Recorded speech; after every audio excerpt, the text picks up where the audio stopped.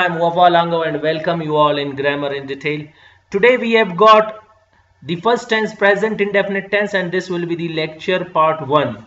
Now here we will be discussing the tense. In lecture 2 we will be discussing about in part 2 we will be discussing about the usages of this tense. So the present indefinite tense is your first action tense. Let's discuss it. Usage of this tense, we use this tense for present daily routine, repeated actions, and for universal truth.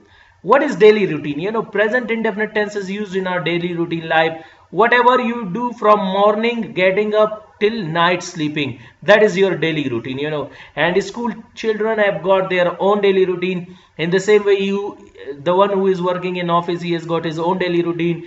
Every individual or every single has got his own daily routine from morning to night. That is called daily routine. Somehow repeated actions. What are repeated actions? Daily routine that you do from morning to night, and that is scheduled or scheduled.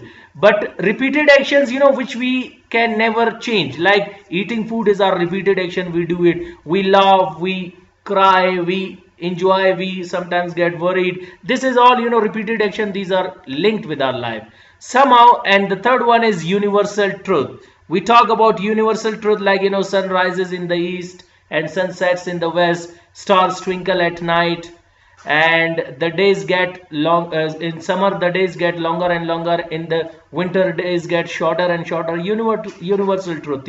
So that is what all about present indefinite tense. Okay, for each tense, you need to know two important points. Keep in your mind. Number one, you need to know the verb which you are going to use in this tense. In this tense we use first form of the verb with s, es, ies, and is is in bracket. Bracket means sometimes we use them, sometimes we don't. Where you are going to use s, es, is, you are going to use s, es, is with your singular names, and when you are going to use plural names, so you are not going to put them. Bracket means sometimes we use and sometimes we don't. And SES, IS rules we will discuss in the second part of your grammar orthography. Here we deal with the spellings, where you are going to put S, where you are going to put ES, and where you are going to put IES, means to make the SES, IS form or the fifth form of the verb. Now somehow the second important point is, helping verb. Now each tense has got its helping verbs, but here we have got two helping verbs, do and does. Actually our helping verb in this tense is one, and does is the SES, IS form, means it is used with singular names. So one helping verb we have, do, and that SES, IS you can understand, then we are using it with singular nouns or singular subjects. Suppose now over here, do and does. Do is used with what? You, we, they, I, and plural names. Plural names means more than one name. And in the same way, does is used with he, she, it, and singular names. Singular names means one name.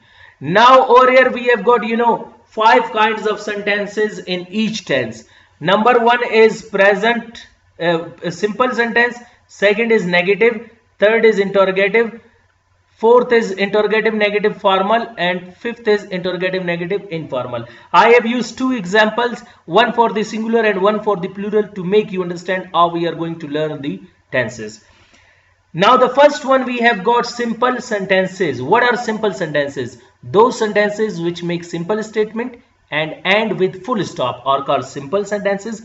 Now formula for simple sentences is what? Subject plus first form of the verb with SES, IS in bracket. As I told you, with singular we use them and with plural subject we don't. And at the end you are going to put object, and at the end you are going to put full stop. So she writes an essay. She is singular subject, with that SES form comes, and an essay is your object. She writes an essay. You play chess. You is your subject, play is your verb, and chess is your object. So formula is what? Subject, first form of the verb with SES, IS plus object and full stop. Next we have got negative sentences. What are negative sentences? Those sentences in which we deny the statement, reject the statement, or refuse the statement. For making negative sentences, keep in your mind, we will put helping verb, and after helping verb we will put not. At the end of sentence we will put full stop. Now here Helping verb, definitely subject is she, so we are going to use helping verb does, and subject is you, so we are going to use do. Here does and do are used. After does and do you are going to put your not. Keep in your mind, not will come after helping verb, and at the end of the sentence you will put full stop. Like, she does not write an essay, you do not play chess. Third sentence we have got interrogative sentence. What is interrogative sentence? A sentence in which we ask questions or put queries are called interrogative sentences.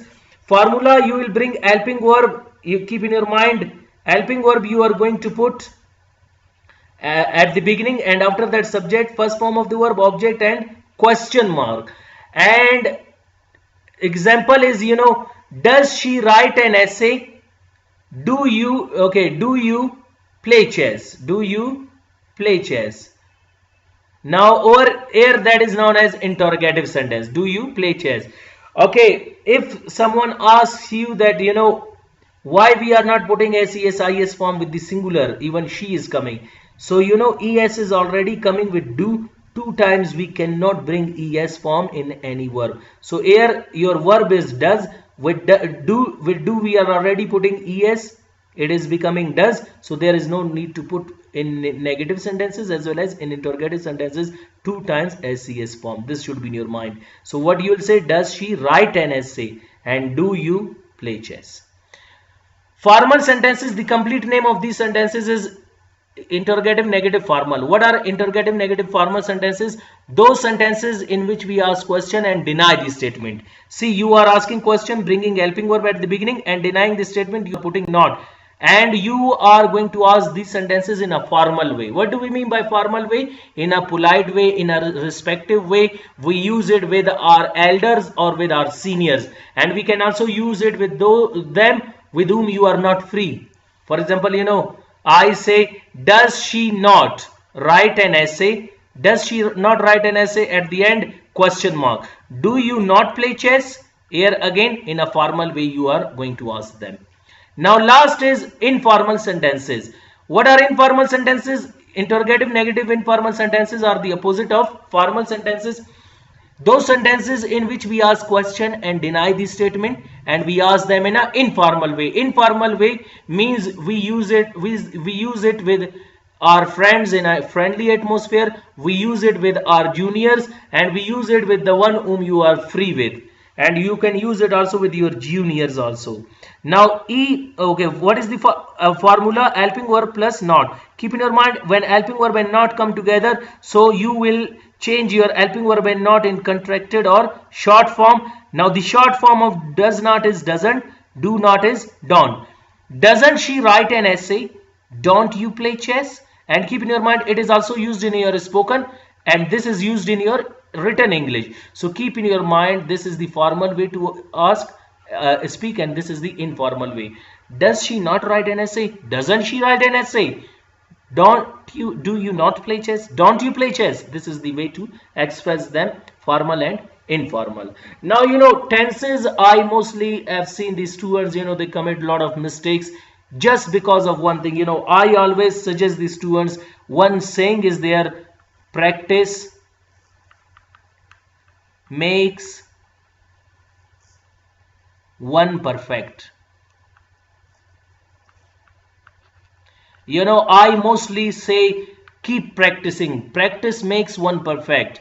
This saying is said, practice makes a man perfect, but not only men, the women also make perfect. So that's why I'll say practice makes one perfect. How you can be perfect in tenses, this is the question, and if you apply this rule, I can say you challengingly that you will understand the tenses within a jiffy. How you are going to practice? I have written the corner verbs for you people.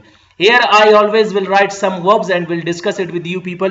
Now this verb is come. Now how many sentences we completed? Simple, negative, interrogative, formal and informal. So how many sentences completed? 5.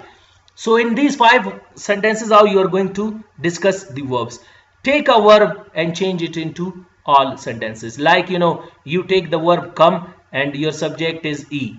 You will say he comes home. Then you have to practice it in all. Like he comes home, he does not come home. Does he come home? Does he not come home? Doesn't he come home? In the same way, go. They go to university. They do not go to university. Do they go to university? Do they not go to university? Don't they go to university? Swim. He swims in swimming pool. He does not swim in swimming pool. Does he swim in swimming pool? Does he not swim in swimming pool? Doesn't he swim in swimming pool? Walk. I walk on the road. I do not walk on the road. Do I walk on the road? Do I not walk on the road? Don't I walk on the road? Ali beats you. Ali does not beat you. Does Ali beat you? Does Ali not beat you? Doesn't Ali beat you? So every time take 5 verbs and practice them. So today we had first tense. In first tense, 5 sentences are there. When we started the past indefinite, so you are going to practice it from beginning to the end. There will be 10. A day will come then in 12th tense we will be having 60 sentences practice. So practice makes a man perfect. If you really want to learn the tenses, please take some verbs. If you are free, take some 30 verbs. If you are not free, then at least take 5 verbs and change them into the same way I changed for you people. Hope you got the lecture of tense. Wish you best of luck. Keep practicing and never give up. See you next time. Allah Hafiz.